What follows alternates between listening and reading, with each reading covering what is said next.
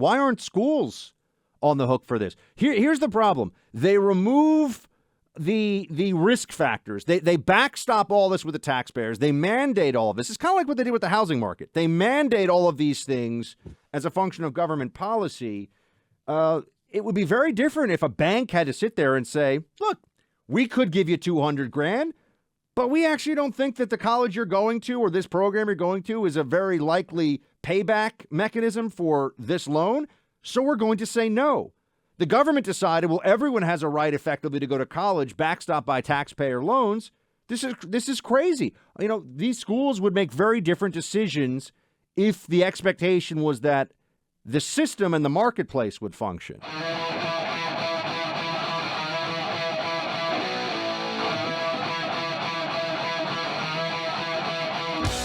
It's just so patently wrong. I mean, yes, it's going to boost spending in the economy, so it's undoubtedly going to add some inflation, right? There was no Inflation Reduction Act. All this stuff is inflation expansion. So that's one point.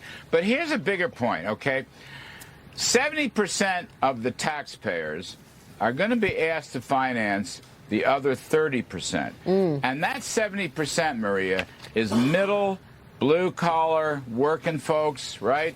The 30% are a lot of graduate students and people in arts and sciences. I mean, it just doesn't make any sense whatsoever. Welcome back to the Clay Travis and Buck Sexton show. That was Larry Kudlow laying it down. And the Biden administration has already released the more official points here for the student loan. They call it forgiveness. It's you could say cancellation, whatever, the giveaway, the bribe. I do think you can just refer to this as a bribe. There's a lot of this that I think everyone sees as not only political, but also there's a classism at work in this. The Democrats still very much view themselves as they pretend to be the party of the working class when they want votes, but it really is the party of coastal elites. It's the party of people who still cling to this honestly outdated and really fallacious notion that having a degree from a college means you're smart.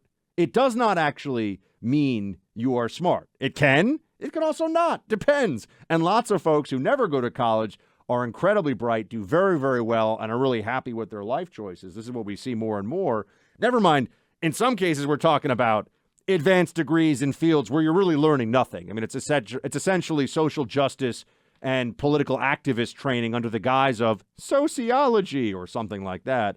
But, Clay, I also think people bring up an interesting idea. Why aren't schools on the hook for this? Here's the problem. They remove the risk factors. They backstop all this with the taxpayers. They mandate all of this. It's kind of like what they did with the housing market. They mandate all of these things as a function of government policy. It would be very different if a bank had to sit there and say, look, we could give you $200,000, but we actually don't think that the college you're going to or this program you're going to is a very likely payback mechanism for this loan. So we're going to say no. The government decided, well, everyone has a right effectively to go to college, backstopped by taxpayer loans. This is crazy. These schools would make very different decisions if the expectation was that the system and the marketplace would function. Well, you just look at the cost of higher education, Buck. And depending, I think there needs to be more of an analysis of what you're majoring in. If you go off to school and you decide you want to be an engineer, okay, that training almost immediately can translate into a valuable degree. But if you're going to be a social worker, and there's nothing against social workers, but you're only going to make $40,000 a year for pretty much the rest of your career, why would you be taking out a $100,000 loan to take and be able to get a $40,000 a year job? Or 50 or whatever it is, something where it's going to take years of work for you to even equal the loans that you have taken out in terms of income. And the other thing that needs to be more discussed, Harvard has I believe an endowment, Buck, of, $40 billion now. I think Harvard has the largest endowment in the country. Harvard, Yale, Princeton, certainly large. University of Texas system. Why are we effectively giving $300 billion in subsidies to these higher education institutions because all of these schools, to your point, a lot of people they got paid. They already got compensated for the education that they gave. Why should the government come in and compensate them? If the school itself wanted to forgive some loans and wanted to give back to the students that took them out, good for the school.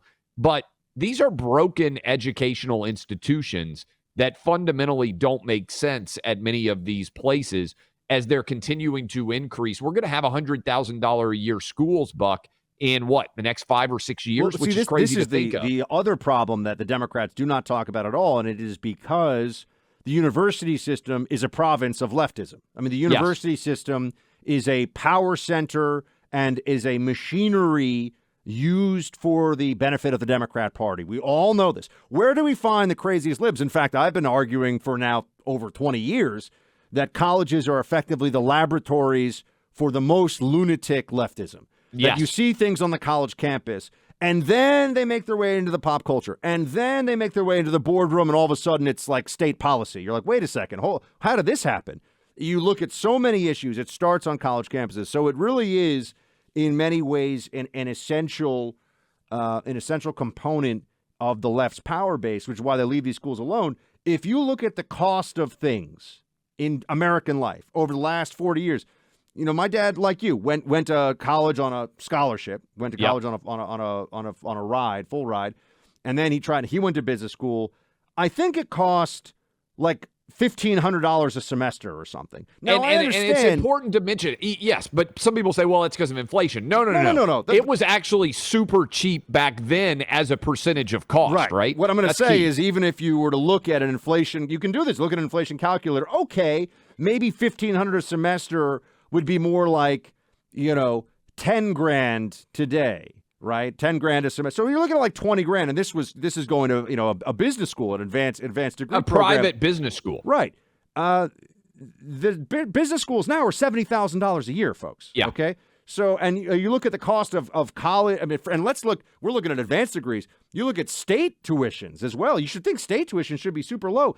Anybody right now listening to this who has had a child who wanted to do out-of-state tuition at Michigan, UVA, University of Virginia, some of these schools are like, they're $60,000 a year. And even like not that, like Michigan and UVA in are theory super are elite state schools, public schools. If you want to go to the University of Alabama, no shot at the Tide. Nick Saban, highest paid, $11.7 million. There's a lot of people. I was joking yesterday with friends. You never would have thought that people from California and New York would be like, where I want to send my kids to finish their degree? Alabama. But that's how popular Alabama's gotten. Alabama's like $60,000 a year now, Buck, out of state. Right. I mean, we're talking about craziness. Any out of state institution and private schools, get out of here. It's you look at what it is now compared to effectively the boomer generation, what they were paying, and what people have been looking at really for the last 20 years. The two areas of American life that have gotten just outrageously more expensive have something in common. A lot of government subsidy and market infractions and market intervention, healthcare, and which should be getting cheaper all the time. It has not. If you look Correct. at it, healthcare has actually gotten a lot more expensive. And also college education has gotten more. We have seen the democratization of information through the internet. You can say this is true for everybody. I mean, I learned how to cook based on the internet. I'm not great, but I'm okay. I'm not saying it's like culinary school, but you can really teach yourself a lot. There's Khan Academy. There are entire, Yale and university courses where you're watching the video, they're giving you the reading material, you can do all this stuff. Somehow all that has happened, and schools get more and more expensive all the time. And you saw a lot too with the COVID lockdowns where they were saying, oh, you still have to pay full tuition. Oh yeah, even though you're not even getting the experience of you're being at home here. watching on a computer. So they effectively told you, one, this is a credentialing program and that's really what you're paying for. Two, the credential, by the way, is much less of a big deal than it used to be at any of these schools, elite schools or not. And then three, apparently if you can just watch it on your computer screen, you can learn the same stuff. That's interesting. The two things that you mentioned are the most socialistic institutions in the United States right now. hospitals, like healthcare. Yep. You have no idea. There's no other example of something you buy where you can't find out what it's going to cost before you consume it, right? I mean, it's absolutely insane. Even for things that you know you're going to schedule, even non-emergency, Buck, you'll probably go through this at some point when you have kids. I was trying to figure out, like, okay, what's the cost going to be? What am I going to be paying out of pocket? Let me compare hospitals and everything else. They couldn't tell me. How can you not tell me when I'm scheduling a surgery, somewhat, right? When you're going to have a baby 9 months, theoretically, afterwards. You can't even figure out what's going to cost. And then all these ridiculous professors on tenure who are locked in for their entire life basically get to stop working once they make tenure. It's not a real business, right? It's a joke. I was I looked at doing a surgery on my ankle, Clay. I'll never forget this. They sat me down. This is a very well-known place in New York.